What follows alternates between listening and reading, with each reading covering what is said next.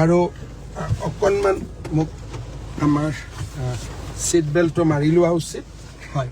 এতিয়া আপোনালোকে চাওক যে আমাৰ মই এই গুৱাহাটী উত্তৰ গুৱাহাটী দলঙৰ ওপৰত কুমাৰ ভাস্কৰ বৰ্মা সেতুৰ ওপৰত গাড়ী চলাইছোঁ। গাড়ী দি আমি পাৰ হৈ গৈ আছোঁ আৰু আমি নিৰ্দিষ্ট স্থানত উপনীত। মই বহুত দূৰ যোৱা নাছিলোঁ, পায়াৰ 2 লৈকে আপোনালোকক দেখুৱাইছিলোঁ গুৱাহাটীৰ নিৰ্মল দৃশ্য। মই অকণমান মোৰ খিৰিকীখনো খুলি দিছোঁ যাতে আপোনালোকে চাব পাৰে মা কামাখ্যা মন্দিৰ গুৱাহাটী এইসকল।